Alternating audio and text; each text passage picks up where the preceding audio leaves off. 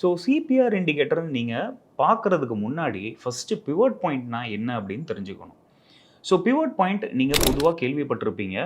நான் நம்மளுடைய தன் சார்ட்ஸில் pivot point இண்டிகேட்டரை apply பண்ணியிருக்கேன். இப்போ இந்த பிவோட் பாயிண்ட் இண்டிகேட்டரை காமனாக எல்லாருமே டே ட்ரேடிங்க்கு யூஸ் பண்ணுவாங்க. ஸோ நானுமே பார்த்தீங்கன்னா 5 மினிட்ஸ் சார்ட்டில் தான் அப்ளை பண்ணியிருக்கேன்.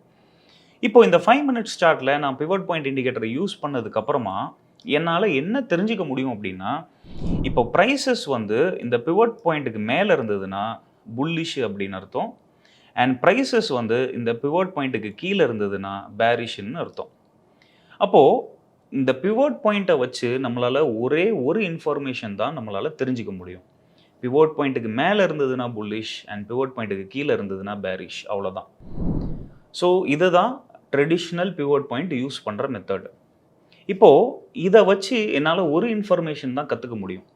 புல்லிஷாக இருக்க போகுதா பேரிஷாக இருக்க போகுதா, இந்த ஒரு இன்ஃபர்மேஷன் தான் என்னால் கற்றுக்க முடியும். ஆனால் நான் வந்து இப்போது சிபிஆர் இண்டிகேட்டர் அப்ளை பண்ணுறேன் அப்படின்னா என்னால் எக்கச்சக்கமான ஹிடன் இன்ஃபர்மேஷன்ஸை தெரிஞ்சுக்க முடியும். அதனால தான் இந்த சிபிஆர் இண்டிகேட்டர் இப்போதைக்கு வைரலான இண்டிகேட்டராக ட்ரேடிங் கம்யூனிட்டியில் பேசப்படுது, யூஸ் பண்ணப்படுது. Investments in the securities market are subject to market risk. Read all the related documents carefully before investing.